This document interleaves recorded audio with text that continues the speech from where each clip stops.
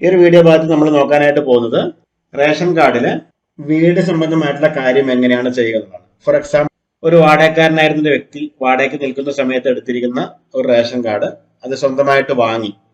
അപ്പം അത് സ്വന്തം വീടെന്ന രീതിയിലേക്ക് എങ്ങനെ മാറ്റാം, അതുപോലെ തന്നെ മുന്നേ റേഷൻ കാർഡ് എടുക്കുന്ന സമയത്ത് ഉണ്ടായിരുന്നതിൽ നിന്നും വീടിന്റെ വിസ്തീർണം കൂട്ടിയെടുക്കുകയോ വീടിന്റെ രൂപമാറ്റം വരുത്തുകയൊക്കെ ചെയ്തു കഴിഞ്ഞാൽ അതെങ്ങനെയാണ് താലൂക്ക് സപ്ലൈ ഓഫീസിൽ റിപ്പോർട്ട് ചെയ്യുക എന്നുള്ളതാണ് ഈ ഒരു വീഡിയോ വഴി നമ്മൾ നോക്കാനായിട്ട് പോകുന്നത്. അതിനായിട്ട് നമ്മൾ ആദ്യം തന്നെ കസ്റ്റമറുടെ റേഷൻ കാർഡ് ID ഉപയോഗിച്ചിട്ട് ലോഗിൻ ചെയ്യുക എന്നുള്ളതാണ് ചെയ്യേണ്ടത്.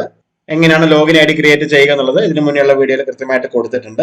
അങ്ങനെ നമ്മൾ ലോഗിൻ ചെയ്ത് വന്നു കഴിയുമ്പോൾ ഇതിന്റെ യൂസർ ഇന്റർഫേസിലോട്ട് വന്നിട്ടുണ്ടാവും. നമ്മൾ എല്ലാ കാര്യങ്ങളും ചെയ്യുന്നത് ഈ സർവീസസ് എന്നുള്ള മെനു ഉപയോഗിച്ചിട്ടാണ് എന്ന് പറഞ്ഞു അതിന് ഭാഗത്ത് ക്ലിക്ക് ചെയ്യുക. ഇവിടെ ജനറൽ ഡീറ്റെയിൽസ് ആണ് നമ്മൾ ക്ലിക്ക് ചെയ്ത് കൊടുക്കേണ്ടത്. കാരണം നമുക്ക് ചേഞ്ച് ചെയ്യേണ്ടത് ജനറൽ ഡീറ്റെയിൽസ് ആണ്. അത് ക്ലിക്ക് ചെയ്ത് കൊടുക്കുക.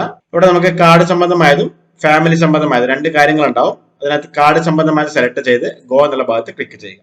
ഇവിടെ പാരാമീറ്റർ എന്നുള്ള ഭാഗത്ത് നമ്മൾ ഓൺ ഹൗസ് ഓണർ ഓപ്ഷൻ ഉണ്ടാവും. അത് സെലക്ട് ചെയ്യുക. ഗോ എന്നുള്ള ഭാഗത്ത് ക്ലിക്ക് ചെയ്യുക. ഇവിടെ വീടുണ്ടോ എന്നുള്ളത് നിലവില് NY രണ്ട് ഓപ്ഷൻ ഉണ്ടാവും. അത് യെസ് ആണെങ്കിൽ യെസ് സെലക്ട് ചെയ്ത് കൊടുക്കുക. അതുപോലെ തന്നെ എത്ര സ്ക്വയർ ഫീറ്റ് ആണെന്നുള്ളത് ഇവിടെ ടൈപ്പ് ചെയ്ത് കൊടുക്കുക. വീടിന്റെ സ്ഥിതി എന്നുള്ളത് പൂർത്തിയായ വീടാണെങ്കിൽ മറ്റുള്ളവ എന്നുള്ളത് സെലക്ട് ചെയ്ത്, റീസൺ എന്നുള്ള ഭാഗത്ത് പുതുതായിട്ട് വീട് വെച്ചു, വീട് പുതുക്കി പണിതു, അങ്ങനെയുള്ള ഒരുപാട് ഓപ്ഷൻ ഉണ്ട്. അത് ഇവിടെ സെലക്ട് ചെയ്ത് കൊടുക്കുക.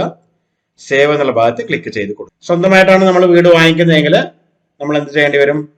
അതിന്റെ ഓണർഷിപ്പ് സർട്ടിഫിക്കറ്റ് കാര്യങ്ങൾ അപ്ലോഡ് ചെയ്ത് കൊടുക്കേണ്ടി വരും. അല്ലാന്നുണ്ടെങ്കിൽ പ്രത്യേകിച്ചിട്ട് വേറെ ഡോക്യുമെന്റ് കാര്യങ്ങളൊന്നും ഇതിലേക്ക് അപ്ലോഡ് ചെയ്ത് കൊടുക്കേണ്ട ആവശ്യമില്ല. അല്ലാതെ തന്നെ നമുക്ക് അപേക്ഷ സമർപ്പിക്കാവുന്നതാണ്. അപ്പൊ അതിനായിട്ട് നമ്മൾ സേവ് ഭാഗം ക്ലിക്ക് ചെയ്ത് ആദ്യം തന്നെ അപേക്ഷ ഡ്രാഫ്റ്റിലോട്ട് മാറ്റുക, പ്രിന്റ് എടുക്കുക, പ്രിന്റ് കസ്റ്റമർ കൊണ്ട് സിഗ്നേച്ചർ വെപ്പിക്കുക, അതിനുശേഷം അത് അപ്ലോഡ് ചെയ്ത് ഫൈനൽ സബ്മിറ്റ് ചെയ്യുക. ഈ രീതിയിലാണ് റേഷൻ കാർഡിന്റെ അപേക്ഷ നമ്മൾ സമർപ്പിക്കുന്നത്.